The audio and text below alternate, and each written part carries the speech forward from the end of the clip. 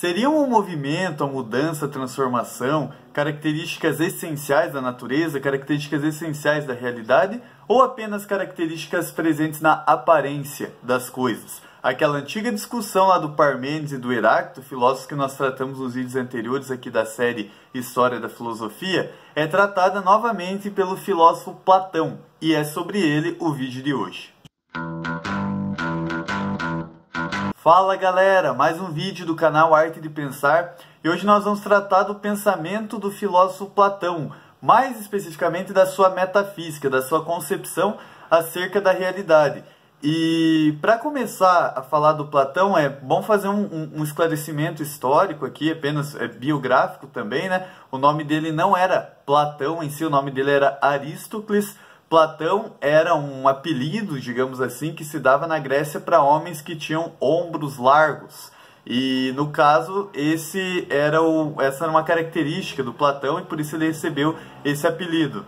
E ele fundou um lugar onde as pessoas podiam estudar e discutir filosofia, vários assuntos, chamado Academia, lá em Atenas. E nesse lugar, várias outras pessoas, como o Aristóteles, que é outro filósofo que nós vamos tratar daqui a alguns vídeos, também frequentavam e discutiam filosofia, assuntos, temas filosóficos, e o Platão, em certa ocasião, ele começou a se preocupar com temas acerca da realidade, com temas acerca da natureza, ou temas acerca da metafísica. Metafísica, no sentido que eu estou usando aqui, é a disciplina ou a parte da filosofia que se preocupa com questões acerca da realidade, questões fundamentais acerca da realidade.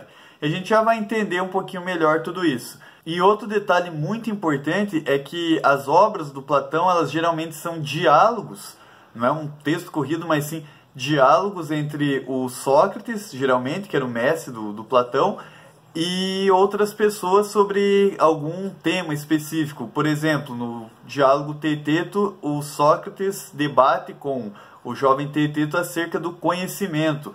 Ou no diálogo A República, o Sócrates debate com Trasímaco acerca do que é a justiça. Enfim, isso sempre acontece nas obras do Platão, de maneira geral. E tem alguns desses diálogos onde o Platão trata de assuntos metafísicos, assuntos acerca da natureza da realidade, do fundamento da realidade, como é o caso, por exemplo, da República e do Banquete. No Banquete, o Platão discute sobre a ideia de belo e na República tem um momento que ele discute acerca da ideia de bem. Mas o que seria a ideia em Platão para a gente começar a compreender qual é a concepção dele acerca da realidade?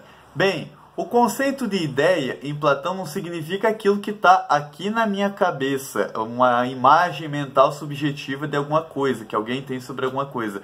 Mas ideia é uma forma, é um modelo abstrato, ou seja, não é concreto, não está no tempo e no espaço, não está aqui no mundo sensível, de alguma coisa. E todas as coisas, elas têm o seu modelo perfeito, a sua forma perfeita, abstrata, que não está aqui no mundo sensível. É então que a gente compreende aquela expressão platônica do mundo das ideias. Por quê? Ele divide a realidade em dois mundos, praticamente. O mundo sensível, que é aqui onde nós estamos, e o mundo inteligível, ou o mundo das ideias, o mundo das formas perfeitas, que é o mundo que tem as coisas que dão forma, que dão modelo para as coisas que existem aqui no mundo sensível. Por exemplo, aqui no mundo sensível existem vários seres humanos, cada um com a sua aparência, cada um com o seu próprio jeito de ser, cada um com, enfim, as suas características particulares.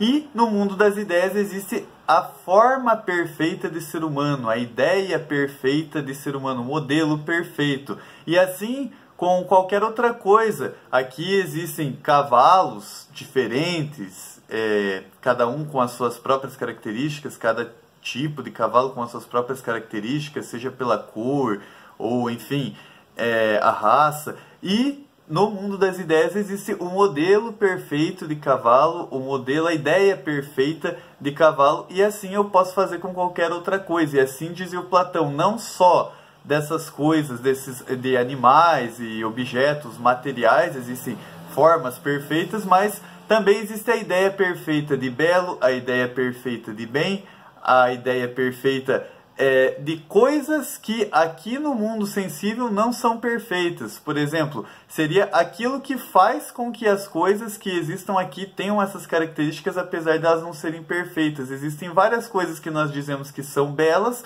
mas todas essas coisas elas vão ter alguma limitação, elas vão ter algum nível de imperfeição. E isso se justifica porque elas não são a ideia perfeita de belo. Embora elas partilhem, elas possuam a ideia perfeita de belo, elas não são a beleza em si. Ou mesmo existem várias ações que são boas, existem várias ações que nós consideramos boas, mas em algum nível, mesmo que o ser humano faça várias ações boas, ele vai ser imperfeito porque ele não tem em si a ideia de bem. Ele partilha essa ideia porque ele pode agir moralmente correto, ele pode agir, ele pode cometer ações boas, mas ele é naturalmente imperfeito. Aliás, cada um de nós tem as suas próprias limitações, as suas próprias imperfeições, porque a gente não é o ser humano perfeito. A gente tem em si a ideia, a forma de ser humano, mas essa forma perfeita, essa ideia perfeita de ser humano, ela não está aqui no mundo sensível, ela está no mundo das ideias, no mundo inteligível. E aí que a gente compreende o que eu falei lá no início, que aquela discussão lá entre o Parmênides e o Heráclito acerca da realidade, será que o movimento, a mudança, a transformação eram características da essência ou da aparência das coisas?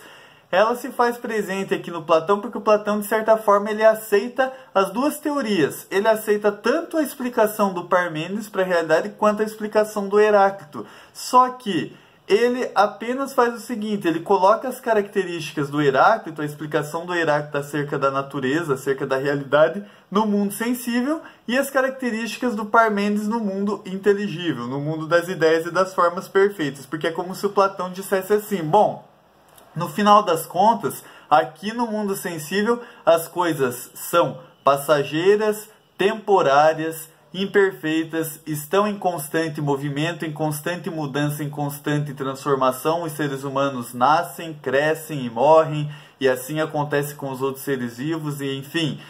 Essas características que o Heráclito percebe na natureza são as características de todas as coisas que existem aqui no mundo sensível. Agora, no mundo das ideias, no mundo das formas perfeitas, os modelos perfeitos das coisas, as coisas são fixas, eternas, imutáveis, ou seja, elas não mudam, elas existem desde sempre e para sempre, e elas não sofrem transformações, elas não sofrem mudanças, elas não estão em movimento, elas não têm nenhum tipo de imperfeição em si, ou nenhum tipo de coisa que faça com que elas percam a sua perfeição por natureza.